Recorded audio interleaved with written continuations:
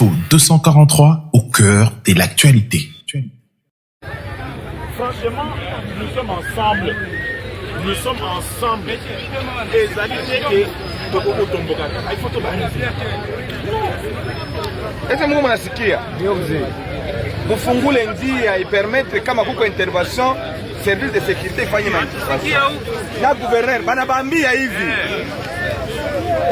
Tuna comprendre que muko pamoja na nchi yenu. Ndio. Munapenda nchi yenu. Ndio.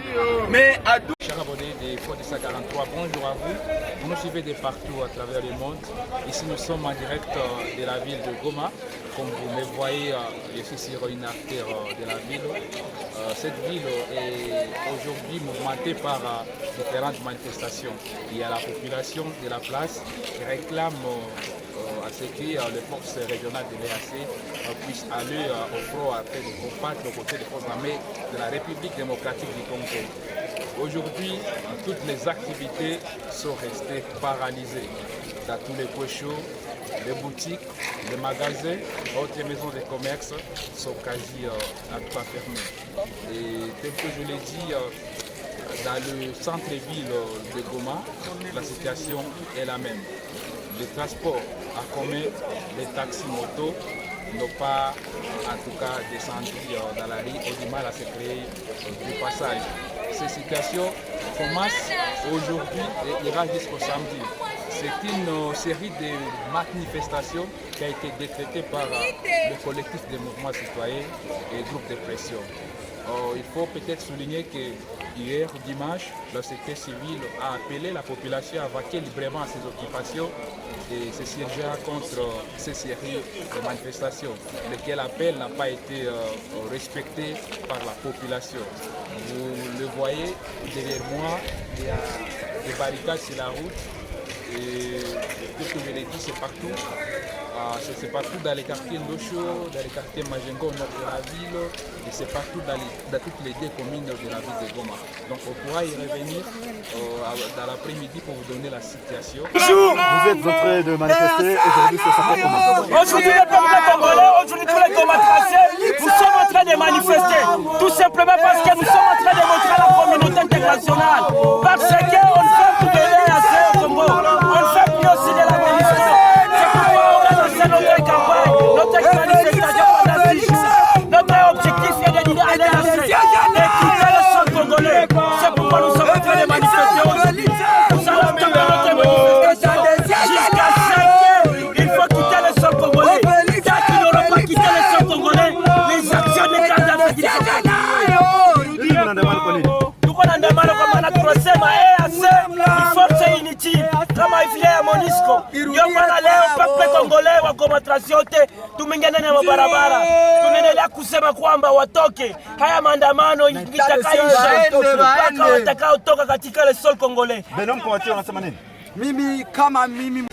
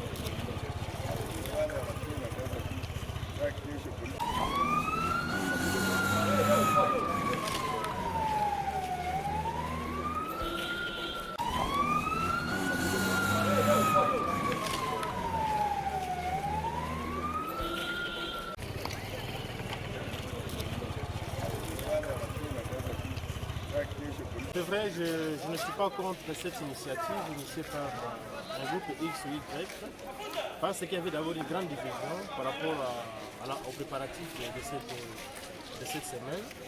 D'abord, il y avait les amis des différents mouvements citoyens, qui ont demandé à ce qu'il y ait une bonne planification pour permettre qu'il y ait une bonne organisation, afin que la population puisse sentir réellement qu'il y avait une bonne organisation. Mais néanmoins, il y avait une petite division au niveau de l'organisation. Il y y a certains groupes qui se sont retirés lors des différentes réunions. C'est ce qu'aujourd'hui les uns et les autres ont commencé à lancer les vidéos short sur les réseaux sociaux pour demander à la population de ne pas travailler cette semaine. C'est-à-dire du lundi au samedi. Aujourd'hui nous sommes les 6. Nous sommes les 6, je crois jusqu'à les 11 ou les 12 comme ça.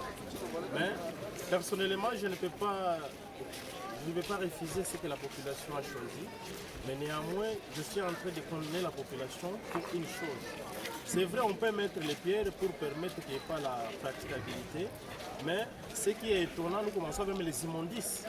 Les gens prennent les immondices dans leur maison. Maintenant, ils commencent à jeter sur la route. Donc ça devient autre chose, ce n'est plus la bonne planification. Donc, nous devons demander à la population de respecter d'abord nos routes. Avec les pierres, ça va. Ça démontre qu'il y a une désolation de la part de la population. Mais lorsqu'on commence à amener les immondices, c'est pour les jeter sur la route, ce n'est pas bien. Et la situation socio-économique s'empire déjà. Pour la situation socio-économique, ne vous en faites pas mon cher ami. Donc nous devons fermer parfois les ceintures pour qu'il y ait de bonnes solutions. Ce n'est pas la première fois que dans notre pays nous vivons de tels événements, ce n'est pas la première fois, mais nous encourageons la population d'être vigilante.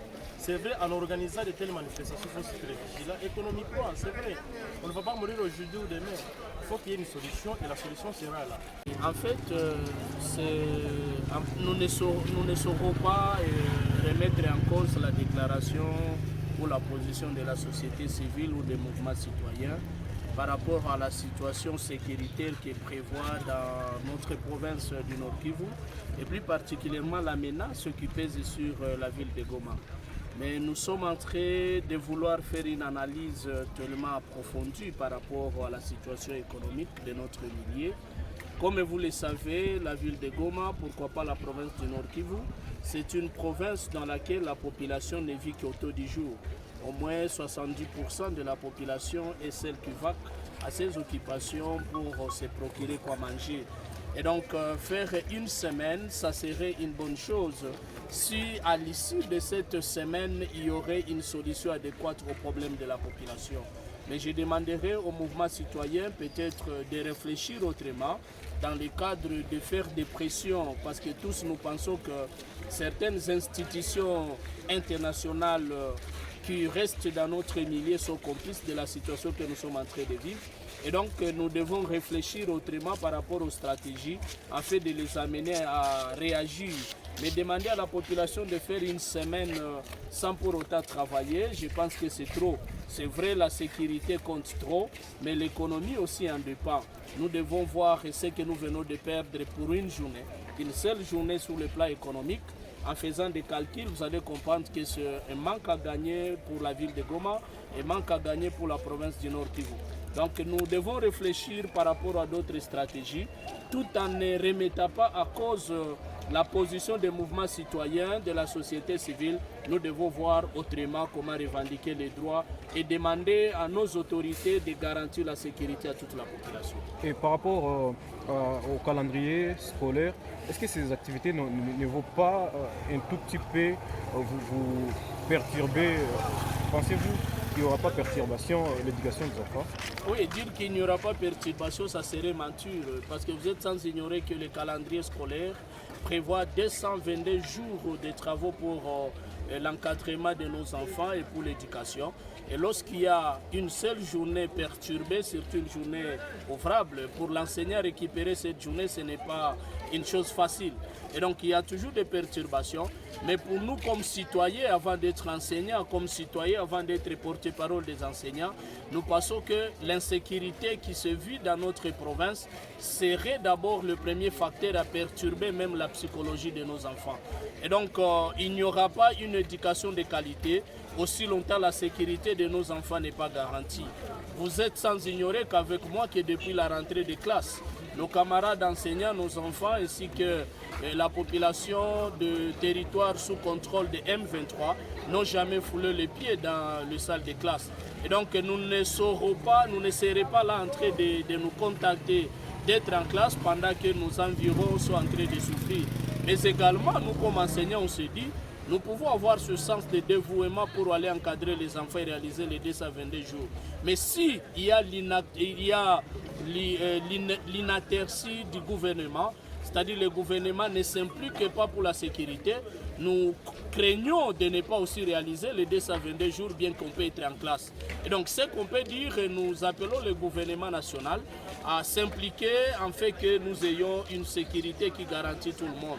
L'éducation, oui, il y a perturbation des enseignements dans les écoles à l'heure actuelle, mais nous pensons que le gouvernement doit faire tout. Et c'est de là où nous avons dit que la société civile, les mouvements citoyens devraient aussi réfléchir par rapport à certaines stratégies, pas seulement déclarer ville morte parce qu'on le fait aujourd'hui, demain nous rentrons, mais nous aurons déjà perdu. On doit réfléchir une seule fois quelle action amener en fait d'amener le gouvernement à agir. Parce que pendant que nous sommes en train de déclarer à l'heure actuelle, la population et mes comptants demandent à l'EIC d'intervenir, demandent au groupe des Nations Unies, la plus grande force qui n'a jamais existé partout au monde, Nations Unies, qui est chez nous, mais qui ne fait absolument rien. Bon, les autorités, le gouvernement continuent à signer des accords pour augmenter encore le nombre de ceux qu'on demande de partir. Et donc, pendant que nous faisons une action sur le terrain, nous voyons que le gouvernement, lui, marche dans un sens contraire par rapport à la population.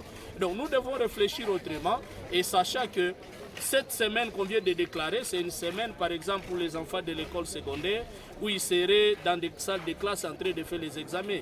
Et donc, nous devons privilégier à un certain moment l'éducation, tout en mettant en marche la sécurité de notre province. Parce que la ville de Goma est sous menace. Nous savons que les rebelles sont à quelques mètres, mais nous pensons que la population va tenir.